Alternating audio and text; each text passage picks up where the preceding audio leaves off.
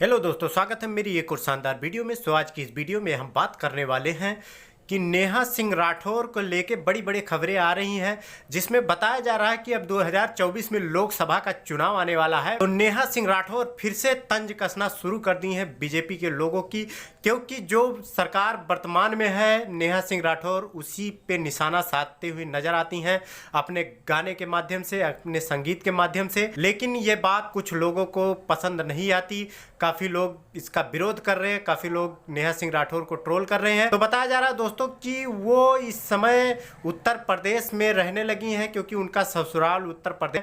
तो 2024 में लोकसभा चुनाव आने वाला है, तो इस पे क्या माननीय मुख्यमंत्री श्री आदित्यनाथ योगी जी कुछ बड़ा कदम उठाएंगे नेहा सिंह राठौर जी के लिए? क्योंकि अगर नेहा सिंह राठौर जी को कुछ इस समय प्रेशर नहीं बनाया गया, कुछ उनके ऊपर तंज नहीं कसा गया, तो शायद 2024 में वो बीजेपी के नेताओं के ऊपर निशाना साधती नजर आएंगी अपने संगीत के माध्यम से। बीजेपी की कमियों को लोगों के सामने पेश करेंगे अपने संगीत के माध्यम से।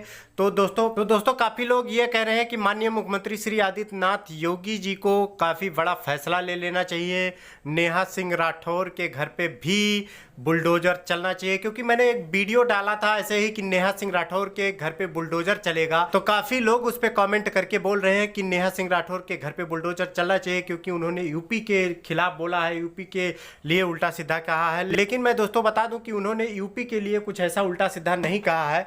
उन्होंने जो कहा है वो सरकार को निशाना बनाते हुए कहा है, और जो वर्तमान सरकार रहता है उसी के लिए सब लोग कवि होते हैं या संगीतकार कोई भी होता है तो उन्हीं पे सवाल उठाते हैं। तो दोस्तों आप लोगों की क्या राय है, हमें कमेंट करके आप लोग जरूर बताइए कि नेहा सिंह राठौर के घर पे बुलडोजर चलना चाहिए या नहीं चलना चाहिए, सरकार को इस पे कुछ बड़ा कदम उठाना चाहिए कि नहीं उठाना चाहिए। लेकिन एक बात बता दूं दोस्तों कि जब तक नेहा सिंह राठौर कुछ अनलीगल नहीं करेंगी, उनका अवैध कब्जा नहीं होगा, तब तक सरकार उसमें कुछ नहीं कर सकता। लेकिन आप लोगों की क्या राय है हमें कमेंट करके जरूर बताइए। वीडियो को लाइक करें और वीडियो को ज़्यादा से ज़्यादा शेयर करें। ऐसे नए अपडेट पाने के लिए हमारे चैनल को सब्सक्राइब करें, वीडियो की नोटिफिकेशन पाने के लिए बेल आइकन को दबा लें।